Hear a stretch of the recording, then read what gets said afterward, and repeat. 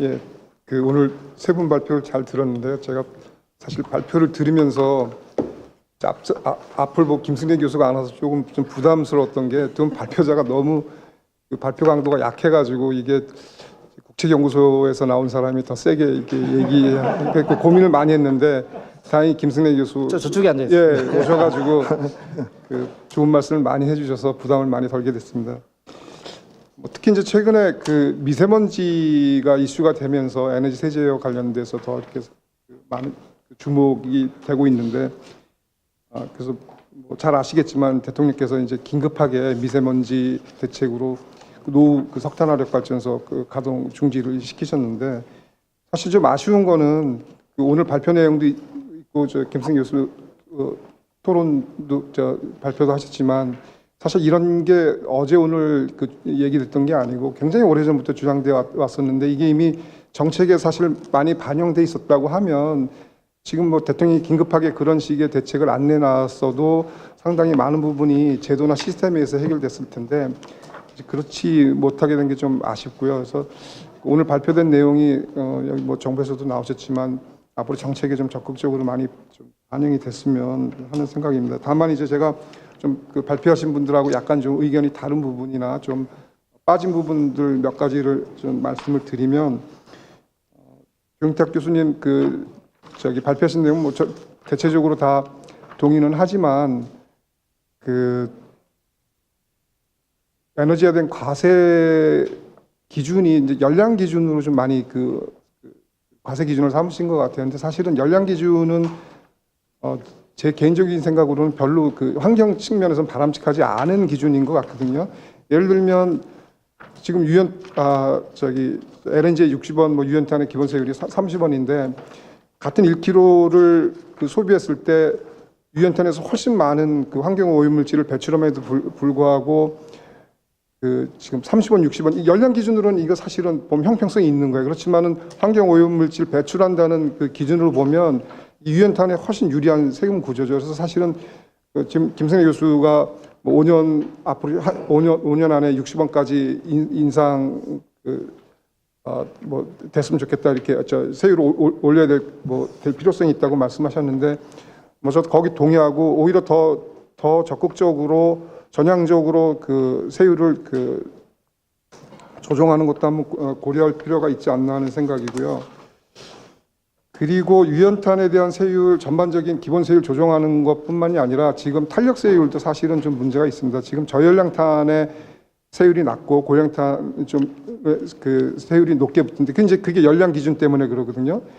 근데 사실은 그렇다고 하면 예를 들어서 지금 킬로그램당 6,000칼로리 유연탄 1kg를 떼도 되는 거를 4,000칼로리짜리라면 1.5kg를 떼야 되니까 훨씬 더 많은 오염물질을 배출하는데 여기에 낮은 세금을 부과한다고 하면 저연량탄을 많이 쓰라는 그런 식의 어떤 세율 구조이기 때문에 이거는 바뀌어야 된다고 보고, 제가 토론문에도 있었지만 몇 전에 감사원이 이제 이런 문제를 지적을 했어요. 지금 우리나라에서 도입되는 석탄이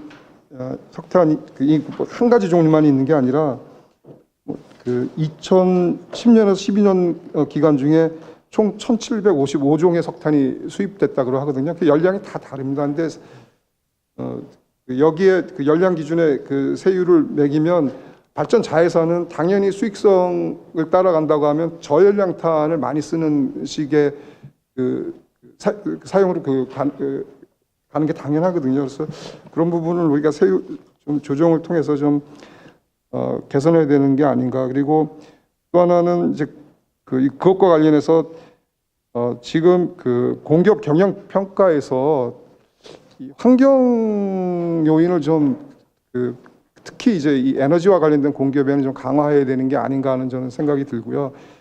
경영 성과 이것도 중요하긴 하겠지만 경영 성과라는 게 예를 들면 작년에 한전이 경영 성과가 순이익이 굉장히 많이 나서 평가를 잘 받았는데 그게 한전이 잘한다기보다는 발전 연료 가격이 떨어졌는데 정부가 전기요금 가격은 인하 안 시키니까 그렇게 경영 성과가 많이 난 거거든요. 제가 한전을 비난하려고 하는 건 아니고 역으로 2013년까지는 발전연료 가격이 엄청 올라갔는데 정부가 전기요금 규제를 했기 때문에 한전이 제대로 된 평가를 못 받고 굉장히 평가가 낮았어요. 그러니까 사실 그런 그 경영 평가가 정부의 그 규제에 의해서 그 왔다 갔다 그 평가 등급이 바뀔 수 있는 이런 것보다는 오히려 환경 그 요인을 그 경영 성과 평가하는데 좀 지표를 강화할 필요가 있지 않나 하는 생각이 들고요. 그리고 이제 무엇보다 중요한 게 그 에너지에 대한 그 과세를 할 때 수송용하고 뭐 유연탄, 발전용 이거 구분하지 말고 일관적인 좀 과세 그 기준을 설정해서 적용할 필요가 있지 않나 하는 생각입니다. 뭐 지금 그 수송용에는 환경 오염에 따른 그런 비용뿐만이 아니라 사실 도로에 붙여야 될 그 혼잡 비용까지도 그 얹어서 그 과세를 하고 있는데. 발전용에는이나 뭐 그 외의 그 연료에는 사실은 굉장히 그 낮은 세율이 부과되고 있거든요. 그래서 어떤 용도를 구분하지 말고 일관적인 그 세금 기준을 그 정해서 그 좀 그 세율을 결정해야 되는 게 아닌가 하는 생각이 들고요.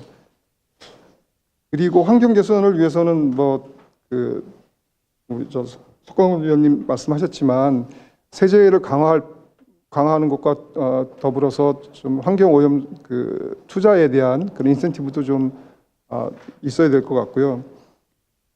그리고 그 물량 규제, 김순희 교수가 적절하게 지적하셨지만 물량에 대한 규제도 사실 좀 필요합니다. 그러니까 예를 들어서 발전 부분 같으면 전원별 발전량을 뭐 규제하는 그런 방안도 좀 검토해 볼 필요가 있다고 생각합니다. 대통령께서 노후 발전기 가동 중단을 시키셨지만 돌아가고 있는 다른 석탄 가동률 늘리면 석탄 발전량 안 줄거든요. 그럼 이게 말짱 별로 이렇게 효과가 굉장히 제한적입니다. 그래서 사실은 그런 부분도 좀 세제 개선이나 다른 것과 같이 해서 좀 개선할 필요가 있다고 생각하고요. 원전에 대한 과세는 뭐 저는 모르겠습니다. 위험 부담과 관련돼서 지금 우리나라 굉장히 적은 비용을 부담하고 있다고 하면 적정한 부담을 지우는 거는 맞다고 생각은 하는데 그게 세금의 형태가 맞는 건지 그거는 좀 우리가 생각해 봐야 될 것 같아요. 왜냐하면 이게 특히 사고 위험과 관련돼서 하는 비용이라면 이게 보험처럼 적립돼야 되는 그런 문제가 필요한데 세금의 구조를 가져간다고 하면 저는 그거는 좀 어렵지 않나. 그래서 좀 그거는 어떤 형태로 얻어야 될지 그거에 대해서는 좀 논의가 필요할 것 같고요. 그리고 뭐 세제 관련해서도 우리가 많은 얘기를 하지만 사실 그 무엇보다도 중요한 게 그게 이제 세제 변화 가격에 반영돼서 이제 정가가 돼야 되는데 사실 이게 수용성이 그러면서 굉장히 중요합니다. 그래서 이영 박사님이 좋은 조사를 해서 많은 그런 결과를 말씀을 하셨는데 수용성 제고를 위해서 사실 언론의 역할이 또 굉장히 중요하다고 보거든요. 대표적인 예가 작년에 누진 요금이 개선된 게 사실 언론이 이미 굉장히 컸습니다. 근데 2015년까지 주택용 누진 요금이 개선 안 되고 굉장히 문제를 가지고 쭉 왔었던 거는 또 그 언론이 또 상당히 그 역할을 했어요. 사실은 그러니까 언론이 하루아침에 포지션을 바꾸면서 그게 된 거거든요. 그 전까지는 사실 언론이 주택용 누진 요금의 문제점을 지적하면 일부 언론은 뭐 문제점을 지적했지만 대부분의 언론이 부자 감세라는 그 논리를 가지고 작년에 정부가 주장한 거 똑같은 논리입니다. 그래서 주택용 누진 요금 개선이 안 되게 언론에서 막았었던 건데 사실 작년에 언론이 그냥 한 해 그렇게 다 개선의 필요성을 강조하면서 그게 개선이 됐거든요. 그래서 이런 면에서 물론 이제 1차적으로는 정확한 정보를 생성하는 정부하고 정부하고 에너지와 관련된 뭐 한전이나 이런 기업들이 정확한 정보들을 언론에 충분히 제공을 해야 되겠지만 언론도 좀 이렇게 보도를 할 때 이게 정확한 정보인지 아닌지 좀 신중히 판단을 한 다음에 보도를 할 필요가 있지 않나. 아까 지적하셨지만 지금 소비자들 입장에서는 산업용에 비해서 주택용 요금이 굉장히 비싸다고 인식을 하는데 요금표만 놓고 보면 주택용이 산업용보다 훨씬 비싸죠. 그렇지만 원가를 우리가 고려를 한다고 하면 주택용이 지금 산업용보다 훨씬 비싼 게 아니거든요. 오히려 제가 개인적으로 뭐 이게 좀 뭐 정확한 자료는 아니지만 과거 한전 자료하고 최근에 요금 변화된 걸 고려해서 계산해 보면 오히려 지금은 산업용이 원가보다 훨씬 높은 그 요금을 지불하고 주택용은 오히려 더 낮은 요금을 지불하고 있습니다. 작년에 사실 그 주택용 누진요금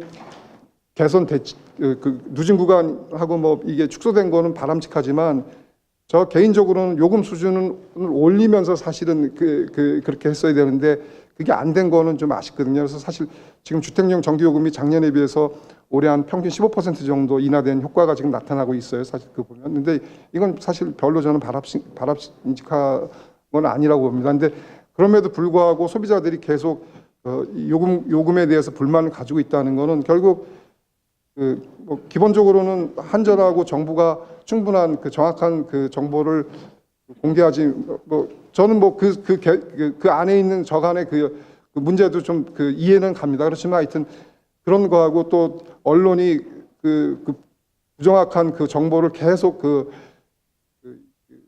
사회에 이렇게 내보내는 그것 때문에 이게 사실 굉장히 문제가 있는 것 같거든요. 이러면 사실 바람직한 가격 구조를 우리가 또 가는데 굉장히 어려움이 있기 때문에 그런 부분에서 앞으로 정부가 좀 더 홍보나 아니면 정확한 정보를 대중에게 국민들에게 알리는 노력을 좀 더 해야 되지 않을까 생각합니다. 좀 길게 말씀드려 죄송합니다. 예.